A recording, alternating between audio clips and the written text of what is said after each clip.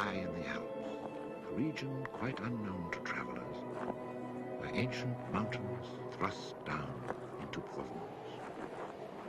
The trek began on barren moors, 12 or 1,300 meters above sea level, through land that was bleak and monotonous. Nothing grew there but wild lavender.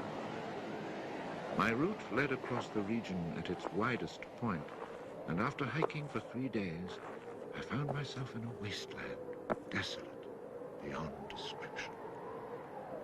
I made camp near the remains of an abandoned village.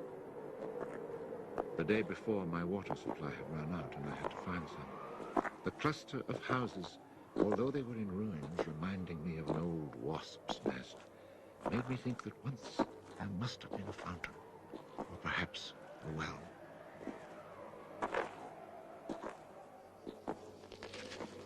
There was indeed a fountain, but it was dry. The roofless houses, eaten away by wind and rain, and the chapel, with its crumbling belfry, stood arranged like houses and churches in a living village. But here, life had vanished. It was a sunny, cloudless June day, but over these bare highlands blew a fierce, insufferable wind. Growling through the skeletons of the houses, it sounded like a wild beast disturbed while feeding on its prey. I had to move camp.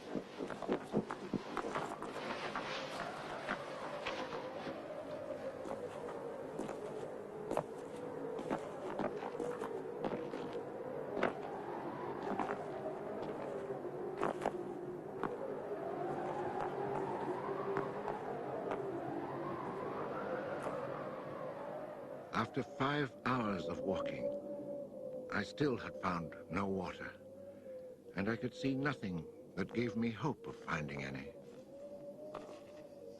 Everywhere, I came upon the same drought, the same coarse weeds.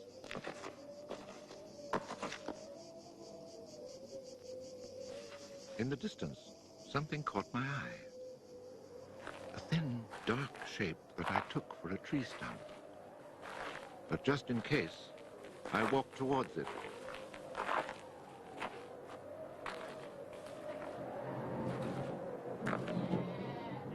It was a shepherd, and beside him, resting on the burning ground, lay about 30 sheep.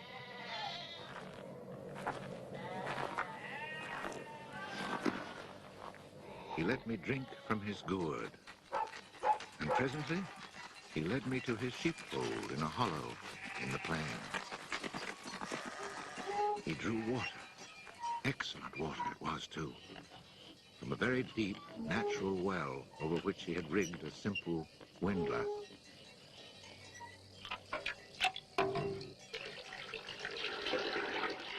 The man spoke very little, often the way with people who live alone, but he appeared sure of himself and confident in his assurance.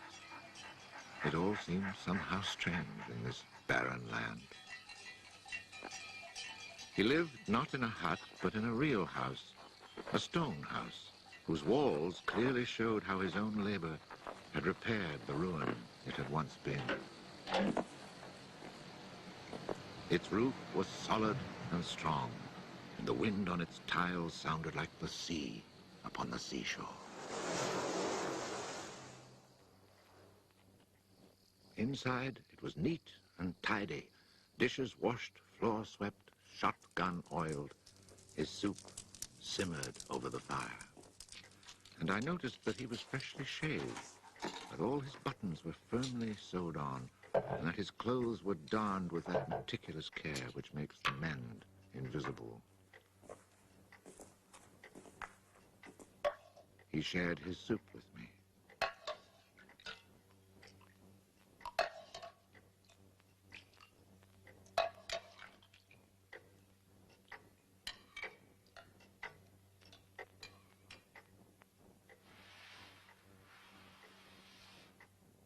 When I offered him my tobacco pouch, he told me he did not smoke.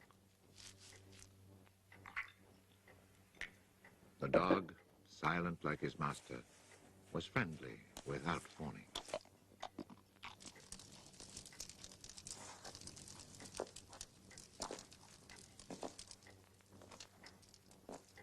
It had been agreed that I would spend the night. The nearest village was still almost 2 days' walk away. Villages in this region were few and far between, and I knew well what they were like. 4 or 5 of them were scattered over the slopes of these highlands, each one at the very end of a cart track among copses of white oaks. They were inhabited by charcoal burners. The living was poor, and families huddled together in a climate very harsh both in summer and winter found their struggle for survival made more bitter by their isolation. There was no relief. Their constant longing to escape became a crazy ambition. Endlessly the men carted their charcoal to town, then returned home. Even the most stable characters crack under the constant grind. The women seethed with resentment. There was rivalry in everything. The sale of charcoal and the church pew. They were rivals in virtue and rivals in vice. And the battle royal between vice and virtue raged incessantly. And always there was the wind. The ever-present wind constantly grating on the nerves. There were epidemics of suicide and many cases of madness, nearly always ending in murder.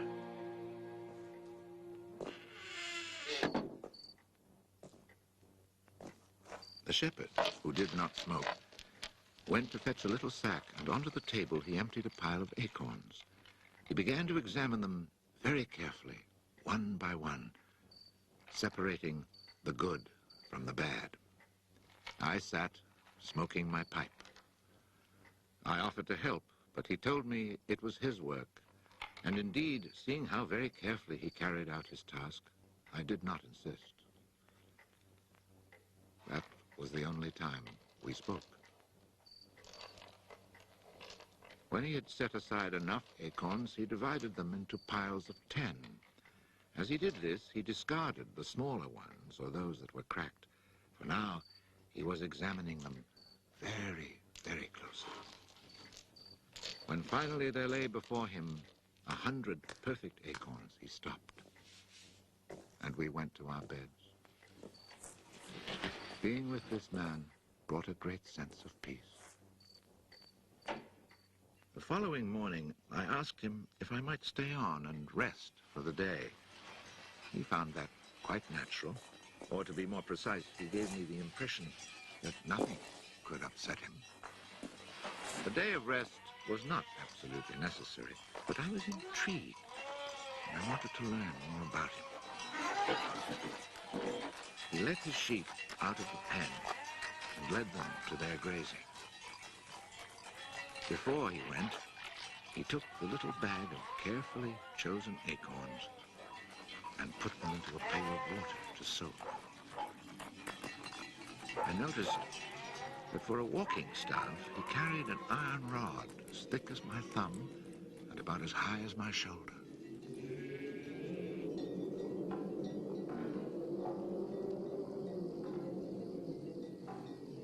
Pretending to take a leisurely stroll, I followed him at a distance, but keeping on a parallel path with him.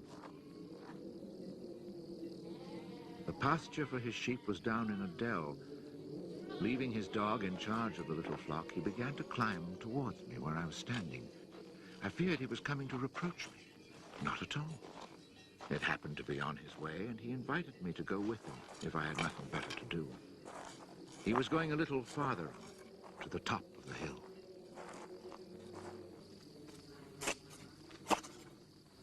When we reached his destination, he began to drive his iron staff into the ground.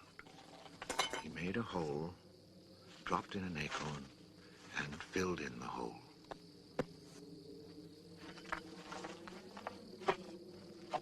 He was planting oak trees. I asked him if he owned the land. He said no, Did he know who owned it? He did not. He thought it was common land, parish property, or perhaps it belonged to people who did not care about it. That did not concern him. So with infinite care, he planted his 100 acorns. After the midday meal, he began to sort out more of his acorns. I suppose I must have been quite insistent with my questions, because he answered me. For 3 years, he had been planting trees in that desolate country. He had planted 100,000. Of the 100,000, 20,000 had come up. Of these, he still expected to lose half, either to rodents or to any of the unpredictable things which only Providence can account for. That left 10,000 oaks to grow on this tract of land where before there was nothing. It was then that I wondered about the man's age. He was clearly more than 50. 55, he told me. His name was Elzéar Bouffier.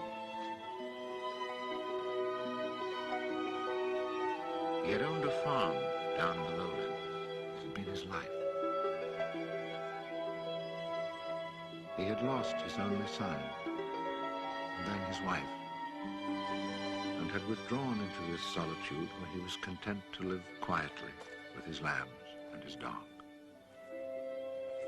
It was his opinion that the land was dying for lack of trees. He added that having nothing very important to do himself, he had resolved to remedy this state of affairs. I was young and only thought of the future as it affected me and my search for happiness. So I told him that in 30 years, those 10,000 oaks would be magnificent.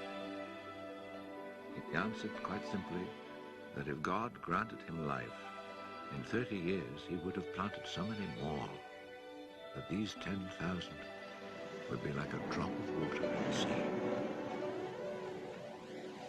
Already he was studying the growth of beech trees and had a nursery full of seedlings grown from beech nuts. They're quite beautiful. He was also thinking of birches for the dales, where he told me there was moisture just below the surface of the soil. The next day, we parted. The following year came the First World War, in which I was engaged for 5 years. An infantryman was hardly likely to have trees on his mind.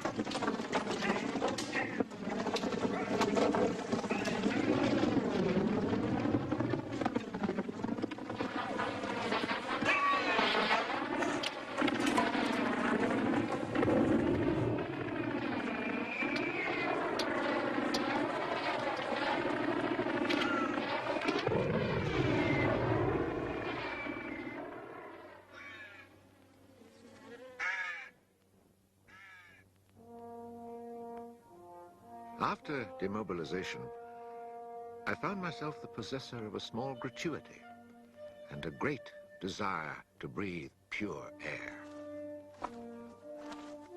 This was my only thought when I set off once more on the road to the barren land. The country had not changed. However, in the distance, beyond the deserted village, I noticed a sort of grayish mist that lay on the hilltops like a carpet. The shepherd who planted trees had been in my mind since the day before. 10,000 oak trees, I thought to myself, really need a lot of space. I had seen so many people die in those 5 years, it was easy to imagine that Elzéar Bouffier, too, was dead, especially since at 20, we think of men of 50 as ancient with nothing left to do but die.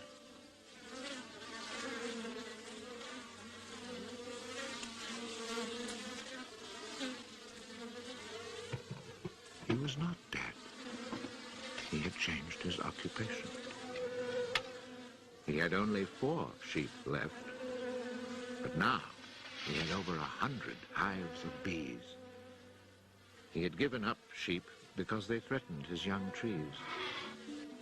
The war had not disturbed him, and he had calmly continued his planting.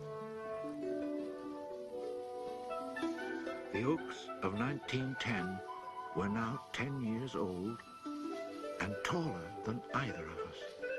It was such an impressive sight, I was struck dumb.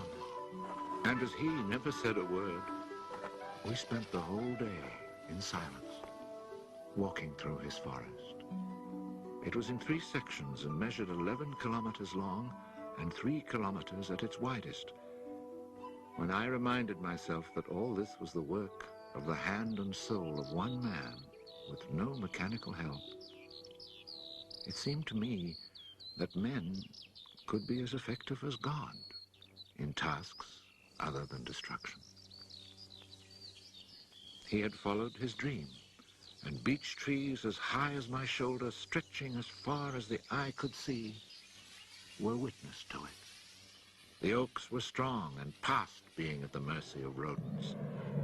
As for Providence, she would have needed a cyclone to destroy this creation of man.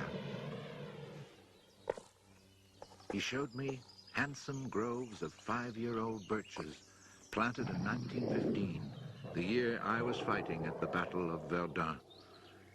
He had set them out in all the hollows where he guessed, and rightly, there was moisture near the surface. They were like young children, tender yet firm and confident. And creation, it seemed, had just followed in a natural sequence. He hadn't worried about it.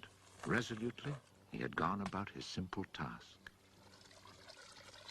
On the way down through the village, I saw streams flowing with water, which in living memory had always been dry. This was truly the most impressive effect of creation's natural cycle that I'd ever seen. Long ago, these brooks had been full of water. Among the miserable villages I mentioned before, some were built on sites of ancient Roman villages, and archaeologists digging in the ruins had found fish hooks, whereas in the 20th century, cisterns were needed to ensure even a modest supply of water. The wind had scattered seeds too, and as the water reappeared, so did willow trees, reeds, meadows, gardens, flowers, and a reason for living. But the change had come about so gradually, and that it was simply taken for granted. Of course, hunters who climbed these heights in search of hares and wild boar had noticed the sudden appearance of little trees, but had put it down to some caprice of nature. That is why no one had meddled with the work of the shepherd. If they had suspected it was man's work, they would have interfered. But who would even think of him? Who in the villages or among the authorities could ever have imagined such constant, magnificent generosity?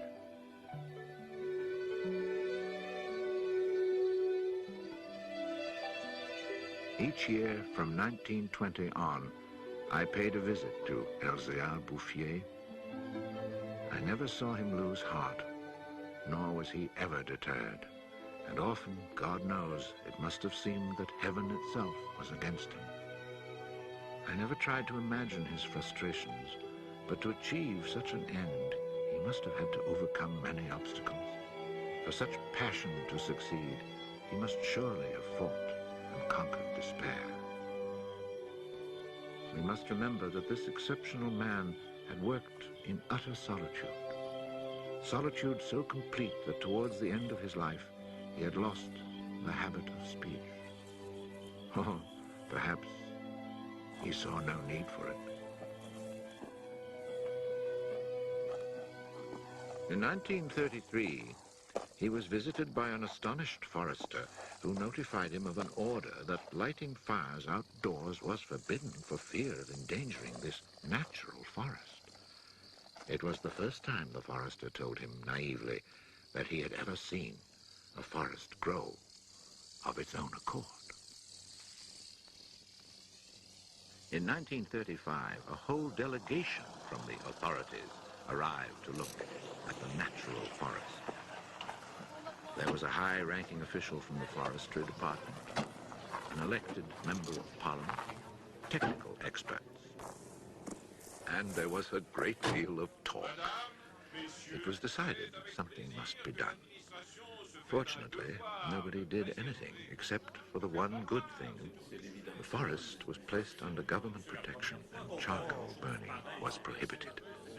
For it was really quite impossible not to be enchanted by the beauty of these young, healthy trees.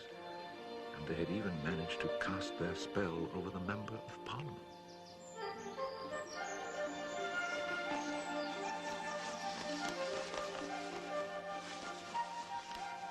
One of the senior foresters in the delegation was a friend of mine, and I explained the mystery to him.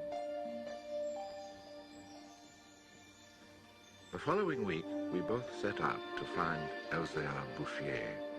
He was hard at work, about 20 kilometers from where the official inspection had taken place. I was right about my friend the forester. He was able to appreciate all he saw. I offered the eggs I had brought as a present. We all shared our lunch and spent several hours in silent contemplation of the landscape. The slopes we had climbed on our way up were covered with tall trees 4 times our own height. I remembered how it had looked in 1913, desolate, but quiet, regular work, brisk mountain air, the simple life, and above all, peace of mind, had endowed this old man with almost awe-inspiring health. He was one of God's athletes. I wondered how many more hectares he would cover with trees. Before we took our leave, my friend made one small suggestion about the kinds of tree which seemed to suit the soil here. He did not press the point, for the simple reason, he told me afterwards, that this man knows more about it than I do. The idea must have been turning over in his mind, for after we had walked for an hour, he added, he knows more about it than anyone else in the world. He's found a perfect way to be happy. Thanks to this forester, not only the forest, but the happiness of Elzéar Bouffier were protected. The only serious danger to his work occurred during the Second World War. Cars being powered by wood-burning generators. There was never enough wood. So cutting was begun among the oaks of 1910, but they were so far from transportation routes that the whole enterprise proved financially unsound. It was abandoned.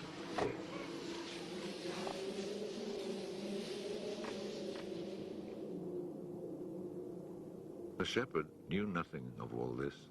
He was 30 kilometers away, quietly going about his business, ignoring the War of '39 just as he had ignored it in 1914. I saw Elzéar Bouffier for the last time in June 1945. He was then 87. Again I had set out on the road to those barren moors. But now, in spite of the dislocation left behind by the war, there was a bus which ran from the Durance Valley up into the mountains. I decided it must be because of this relatively speedy means of transport that I could not recognize the places where my walks used to lead me.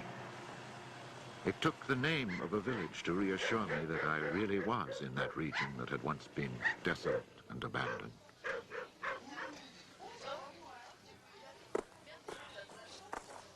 The bus dropped me at Vergon.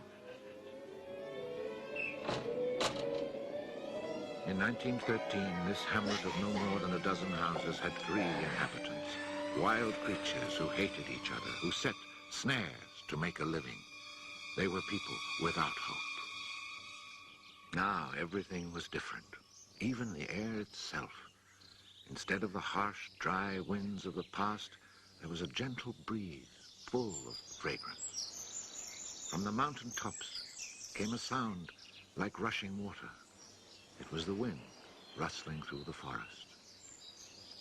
And then, even more astonishing, I heard another sound of water. I saw that they had built a fountain that was splashing merrily. And beside it, what I found most touching, someone had planted a linden tree, a perfect symbol of rebirth.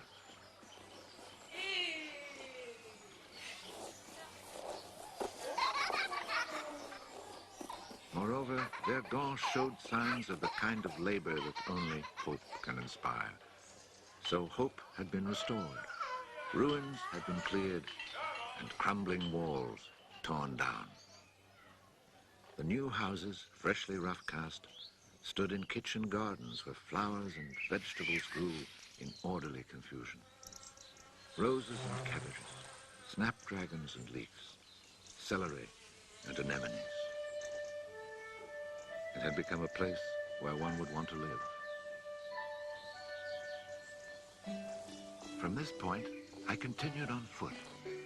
The war had not been over long enough for life to reach full bloom, but Lazarus had emerged from the tomb. On the lower slopes of the mountain, I could see small fields of young barley and rye, and down in the narrow valleys, the meadows were green.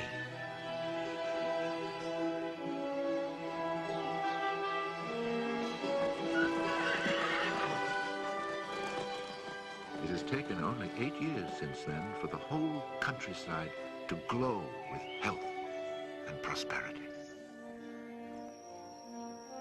Where I had seen ruins in 1913, there now stand clean, freshly plastered farmhouses, evidence of happy, comfortable lives. Dry springs fed by snows and rains, now conserved by the forest, have begun to flow again. In the maple groves, each farm has its fountain brimming over onto carpets of fresh mint. Bit by bit, the villages have been rebuilt. People have come to settle from down in the plains where land is expensive. They have brought youth, life, and the spirit of adventure. On the roads, one meets people glowing with health, and boys and girls laughing as they enjoy their rustic pleasure.